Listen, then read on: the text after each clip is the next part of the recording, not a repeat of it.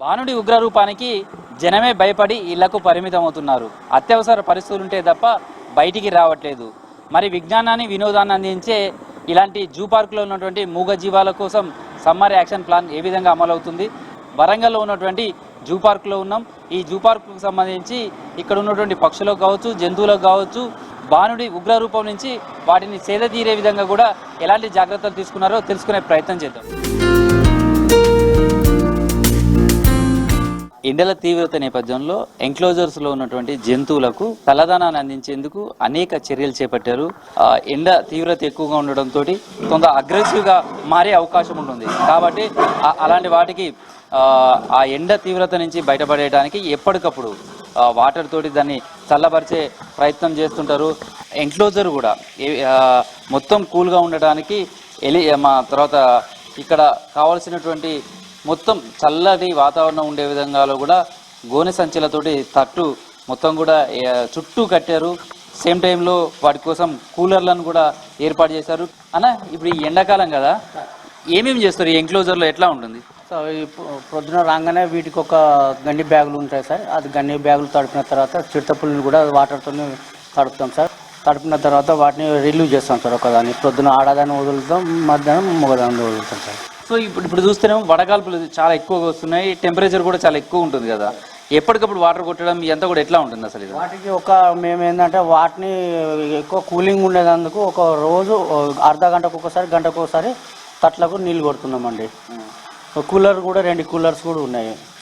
మొన్నటికి ఇప్పటి వరకు వెదర్ ఎట్లా మారిపోయింది? ఆ వెదర్ తగ్గట్టుగా ఇంకా ఎట్లా చేసుకుంటారు? వెదర్ తగ్గట్టు ఇక్కడ మెడిసిన్స్ కూడా వాడుతున్నారండి. వాటికి కూలింగ్ అవి వాటి కోసం ORS అవి కూడా చేస్తున్నామండి. సో ఉదయం ఒక తీరుగా వాతావరణం ఉంటుంది, మధ్యాహ్నం వచ్చేసరికి ఇంకా టెంపరేచర్ చాలా ఎక్కువగా ఉంటుంది, ఈవినింగ్ వచ్చేసరికి కూడా ఉక్కపోత కావచ్చు, లేదా వేడి ఎక్కువ వచ్చే అవకాశం ఉంటుంది.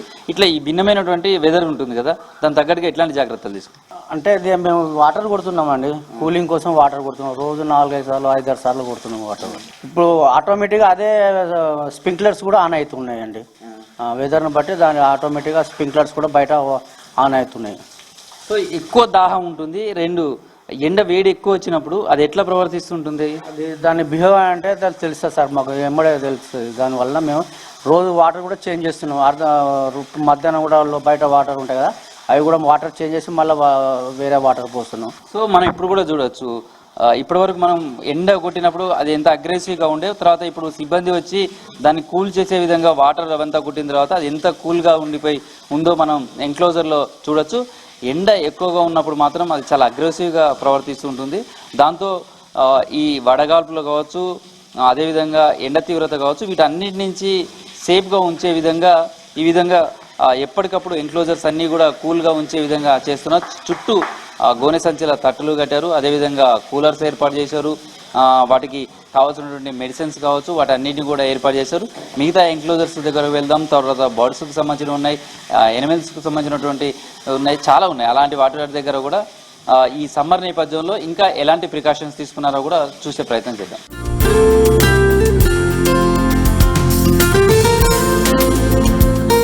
పెరుగుతున్న టెంపరేచర్కు తగ్గట్టుగా ప్రస్తుతం జూ పార్కులో అనేక సస్యరక్షణ చర్యలు చేపట్టారు. ఎక్కడికక్కడ కూల్గా ఉంచే విధంగా కూడా ఎంక్లోజర్స్ కావచ్చు వాటన్నిటిని కూడా తీస్తున్నారు.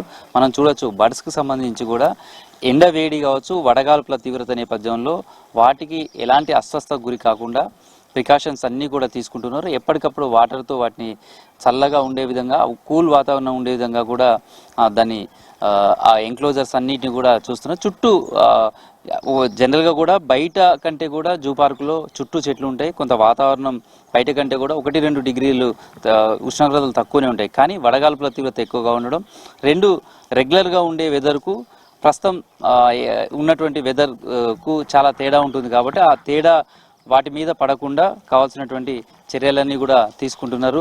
సార్, అంటే ఎండకు సంబంధించినటువంటి ఇది ఎక్కువగా ఉన్నది, ఈ సమ్మర్ నేపథ్యంలో ఎట్లాంటి యాక్షన్ ప్లాన్ అమలు చేస్తున్నారు? ఎట్లా ఉంటుంది ఇక్కడ? మనకు వచ్చేసి కార్నివోర్స్, హెర్బివోర్స్ అండ్ పక్షులు 3 రకాలటువంటి వాటి సంరక్షణ జరుగుతుంది విజిటర్స్ కోసము.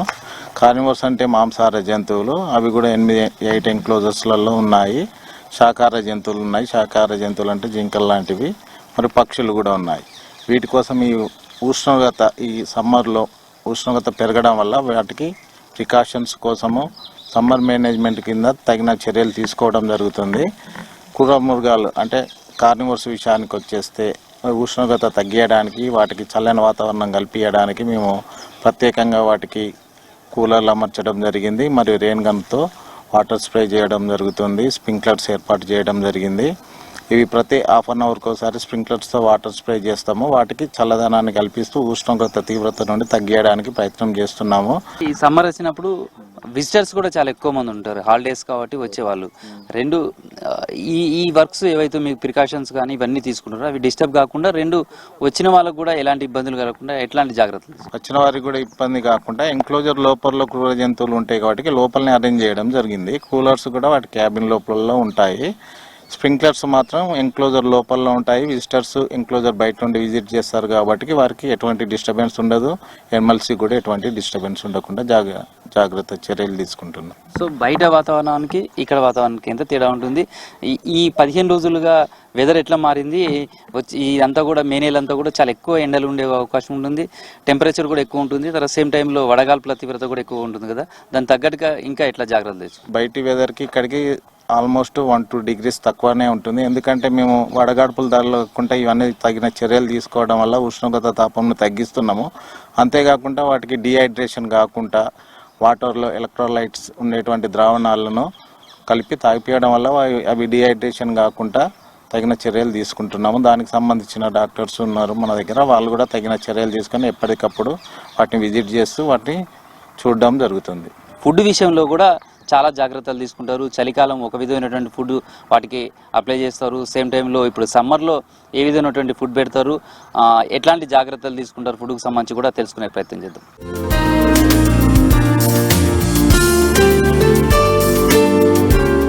సహజంగా సమ్మర్ వస్తేనే మనం ఫుడ్ మెనూకి సంబంధించి అనేక మార్పులు చేసుకుంటూ ఉంటాం. మరి అందులోనూ జూ పార్కులో ఇక్కడ ఉన్నటువంటి జంతువుల కోసం కావచ్చు, పక్షుల కోసం ఈ సమ్మర్ యాక్షన్ ప్లాన్ ఏ విధంగా అమలు చేస్తున్నారు, వాటికి కావాల్సినటువంటి ఫుడ్లో మెనూలో కానీ ఎలాంటి మార్పులు తీసుకొచ్చారో, ఏ విధమైనటువంటి ఫుడ్ వాటికి సప్లై చేస్తున్నారో తెలుసుకునే ప్రయత్నం చేద్దాం. సమ్మర్ నేపథ్యంలో జంతువులకు కావచ్చు, పక్షులకు కావచ్చు, ఎట్లా ఉంటుంది ఆ ఫుడ్కి సంబంధించినటువంటి మెనూ? రెగ్యులర్గా ఉండేది ఉంటుందా? సమ్మర్కి ఏమైనా స్పెషల్గా మారుస్తుంటారు? సమ్మర్లో భాగంగా మనము రెగ్యులర్గా పెట్టే దానికంటే అన్ని కొన్ని క్వాంటిటీ పెంచడం జరుగుతుంది. ఈ వేడికి తట్టుకునే ఫుడ్ ఐటమ్స్ కూడా కీర దోశ లాంటివి మనం క్వాంటిటీ మాకు రెగ్యులర్గా వచ్చే దానికంటే డబుల్ పెంచుతామన్నట్టు. దానికి తగ్గట్టు బేర్కి వచ్చేసి వాటర్ మిలాన్, డీర్స్కి కీర దోశ, ఆస్ట్రిచ్కి కీర దోశ అలాంటివి మనం ఎక్కువ క్వాంటిటీలో ఇవ్వడం జరుగుతుంది. అలాగే బర్డ్స్కి కూడా మనం దోసకాయ లాంటివి అవి ఏవి తింటాయో మన డాక్టర్ సలహా మేరకు అవి తినే వాటినే మనం ప్రత్యేకంగా వేయడం జరుగుతుంది. ఎంక్లోజర్స్లో ఉండే చిరుతలు కావచ్చు, ఇట్లాంటివి ఉంటాయి, వాటికి సంబంధించి కూడా ఎట్లా ఉంటుంది ఫుడ్? వాటి ఫుడ్లో ఎలాంటి మార్పు ఉండదు. కాకపోతే మనం వాటికి గ్లూకోజ్ పౌడర్ లాంటివి రెగ్యులర్గా వాటర్లో కలిపి ఇస్తూ ఉంటాము. మనకు సమ్మర్లో వచ్చి మెడిసిన్ కూడా మన ఫుడ్లో సమ్మర్కి తగ్గట్టు ఆ ఫుడ్లో మెడిసిన్ కలిపి వాటి రక్షణ చేపట్టడం జరుగుతుంది. సో ఫుడ్కి సంబంధించిన దాంట్లో కీర దోశ కావచ్చు, కూల్గా ఉండేది వాటికి సంబంధించినటువంటిది ఎట్లా ఉంటుంది? ఆ మెనూ ఎన్ని టైమ్స్ ఇస్తుంటారు? రెగ్యులర్గా ఇచ్చినట్టే ఉంటుందా, లేకపోతే ఇంకేమైనా మార్పులు చేస్తుంటారు? ఏ ఎనిమల్స్కైనా మార్నింగ్ ఈవినింగ్ 2 times ఇవ్వడం జరుగుతుంది. ఆ ఇవ్వడమే మనం కొంచెం సమ్మర్ కాబట్టి క్వాంటిటీ పెంచి ఇవ్వడం జరుగుతుంది. ఎట్లా ఉంటుంది ఈ నెల రోజుల పాటు కూడా, ఈ ఎండాకాలం అంతా కూడా వాటి పర్యవేక్షణ కావచ్చు, వాటి అన్నిటి మీద ఎప్పటికప్పుడు అబ్జర్వేషన్ చేయడం కావచ్చు, ఎట్లా ఉంటుంది? ఇప్పటికీ ఉష్ణోగ్రత చాలా తీవ్రంగా ఉంది. దానికి తగ్గట్టు మేము ఇక్కడ వాటికి ఏ జంతువులకి, ఎనిమల్స్కి, బర్డ్స్కి ఎలాంటి చర్యలు చేయాలో చేపడుతున్నాము. దానికి తగ్గట్టు రెగ్యులర్గా ఇంకా చేస్తున్న దానికంటే ఎండ తీవ్రతను చూసి మనం ఒకసారి 2 సార్లు కొట్టే నీళ్లు 4 times 5 times అలా కొట్టడం జరుగుతుంది. మనం ఇక్కడే ఉంటాం కాబట్టి ఎప్పటికప్పుడు వాటి అబ్జర్వేషన్ చేసుకుంటూ మనం వాటి చర్యలు తీసుకుంటాం.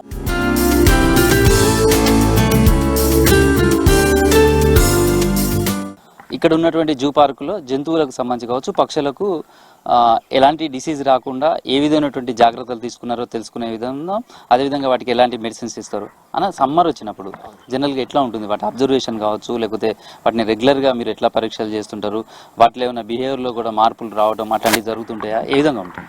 ఒక్కొక్క రకమైన జంతువులలో ఒక్కొక్క రకమైన హీట్ స్ట్రెస్ సిమ్టమ్స్ మనకు కనిపిస్తూ ఉంటాయి. బర్డ్స్ అయితేనేమో ఒకలాగా, లేకపోతే మన రెప్టైల్స్ ఒకలాగా, కార్నివర్స్ ఒకలాగా, హెర్బివోర్స్ ఇంకోలాగా. మనము మన ఎనిమల్ కీపర్ కూడా సమ్మర్ స్టార్ట్ అవ్వడానికంటే ముందే చెప్తాము ఈ సమ్మర్లో వాటి బాడీ టెంపరేచర్ పెరుగుతున్నప్పుడు ఎనిమల్స్లో ఎలాంటి లక్షణాలు కనిపిస్తూ ఉంటాయి, వాటిలో హీట్ స్ట్రెస్ని తగ్గించడానికి మనం ఎలాంటి చర్యలు తీసుకోవాలి, దాంతోపాటు ఒకవేళ అవి ఎండ దెబ్బ తగిలినట్టయితే అప్పుడు ఎలాంటి సిమ్టమ్స్ కనిపిస్తూ ఉంటాయి, మనం అప్పటికప్పుడు ఏమేమి చేయాలి, ఇవన్నీ మనం ముందే అనుకొని దానికి తగ్గట్టుగా వాటికి హీట్ స్ట్రెస్ తగ్గించడం కోసం ఏమేమి అయితే మెడిసిన్ మనం ఇవ్వాలో, ఫీడ్ సప్లిమెంట్స్ ఇవ్వాలో, లేదా మల్టీవిటమిన్స్ కానీ మినరల్స్ కానీ ఏమేమి ఇవ్వాలో అవన్నీ మనం ముందే తీసుకొని మన దగ్గర పెట్టేసుకొని చూస్తూ ఉంటాం. వీటిలలో కూడా వడదెబ్బ కొట్టడం ఇవన్నీ ఉంటుందా? దీన్ని కూడా ఎట్లా ఉంటుంది అసలు? ఆ టైంలో ఎట్లాంటి జాగ్రత్తలు తీసుకుంటారు? మనం అక్కడ ఉన్న సిమ్టమ్స్ని బట్టి మనము అవి ఏం జరుగుతుందా అని చెప్పేసి అంటే ఆ ఎన్క్లోజర్లో ఎండ్ ఎట్లా పడుతుంది, లోపల షేడ్ ఉందా లేదా, అవి బాడీ టెంపరేచర్ ఎట్లుంది, కొన్నిసార్లు మనం వాటిని చూడగానే గుర్తుపట్టే విధంగా మనము ప్రిపేర్ అయి ఉంటాము. గుర్తుపట్టే విధంగా మనకు మామూలుగా కార్నివర్స్ అనుకోండి, ఈ పిల్లు జాతి కానీ కుక్క జాతి కానీ ఇలాంటి వాటిల్లో మన leopards, tigers, jungle cats, jackals ఇలాంటివి ఉంటాయి. వాటి బాడీలో టెంపరేచర్ ఎక్కువ అవుతున్నప్పుడు వీటికి కదా మనకు స్వెట్ గ్లాండ్స్ ఉన్నట్టు వాటికి స్వెట్ గ్లాండ్స్ ఉండవు. బాడీ టెంపరేచర్ పెరిగినప్పుడు వాటి మౌత్ ఓపెన్ చేసి ప్యాంటింగ్ చేస్తూ ఉంటాయి అన్నట్టు, కుక్కల్లాగా చేయడము. దాని ద్వారా బాడీలో ఉన్న టెంపరేచర్ని శ్వాస రూపంలో బయటికి పంపించి వాటి బాడీ టెంపరేచర్ని తక్కువ చేసుకుంటూ ఉంటాయి. ఈ సిమ్టమ్ మనకు అనిపించిందంటే ఆ ఎన్విరాన్మెంట్లో ఆ ఎనిమల్ ఉన్న ప్లేస్లో టెంపరేచర్ ఎక్కువైంది, దానికి హీట్ స్ట్రెస్ పెరుగుతూ ఉందని చెప్పేసి గుర్తుపట్టి ఎనిమల్ కీపర్ చెప్తాము. ఒకవేళ అట్లా చేస్తుంది, అది బాగా మొసబోస్తున్నట్టు కనబడుతుంది, ప్యాంటింగ్ చేస్తుందని అనిపిస్తే వెంటనే స్ప్రింక్లర్ ఆన్ చేయడము, లేకపోతే మరీ ఇంకెక్కువ చేస్తుందంటే వాటికి స్నానం పైపులతో వాటర్ కొట్టడము, లేదా లోపల తీసుకొని వాటికి లోపల కూలర్ గిన్నె ఉంటుంది కూలర్ పెట్టేయడము. దీంతోపాటు వాటికి మనము ప్రతిదానికి డే షెల్టర్లో అయినా నైట్ షెల్టర్లో అయినా అవి తాగే నీటిలలో వీటికి ఎలక్ట్రోలైట్స్ ఉంటాయి. మనం ఎట్లా అయితే ఎలక్ట్రోలైట్స్ని కోల్పోతామో అవి కూడా అలాగే కోల్పోతూ ఉంటాయి. వీటికి ఎలక్ట్రోలైట్స్ని కలుపుతూ ఉంటాము. ఫీల్డ్లో మాత్రము వాటి ఇమ్యూనిటీని పెంచడం కోసం అన్నట్టుగా విటమిన్ సి కానీ లేదంటే మల్టీవిటమిన్స్ కానీ బి కాంప్లెక్స్ కానీ యాంటీస్ట్రెస్ కానీ ఇలాంటివి మనం సప్లిమెంట్స్ ఇస్తూ ఉంటాము. ఇక్కడ ఉన్నటువంటి పక్షులు కావచ్చు, జంతువులు కావచ్చు, వాటన్నిటికీ కూడా ఎలాంటి అనారోగ్య సమస్యలు రాకుండా, అది కూడా సమ్మర్ ఎఫెక్ట్ పడకుండా కూడా జాగ్రత్తలు తీసుకుంటారు. వాళ్ళకి ఎలక్ట్రోల్కి సంబంధించి కావచ్చు, లేకపోతే వాటికి సంబంధించినటువంటి ఆరోగ్యం విషయంలో కూడా ఎప్పటికప్పుడు అబ్జర్వ్ చేస్తారు. దానికి తగ్గట్టుగా జాగ్రత్తలు తీసుకున్నారు. కావాల్సినటువంటి మల్టీ విటమిన్స్ కావచ్చు, వాటన్నిటిని కూడా ఎప్పటికప్పుడు అందిస్తూ వాటి ఆరోగ్యం ఎలాంటి ఇబ్బందులు కలగకుండా కూడా జూ పార్కులో పర్యవేక్షణలో ఇదంతా కూడా కొనసాగుతుంది. Video journalist Dasharath, Krishnamohan, V6 వరంగల్లోని కాకతీయ జూ పార్కు నుంచి.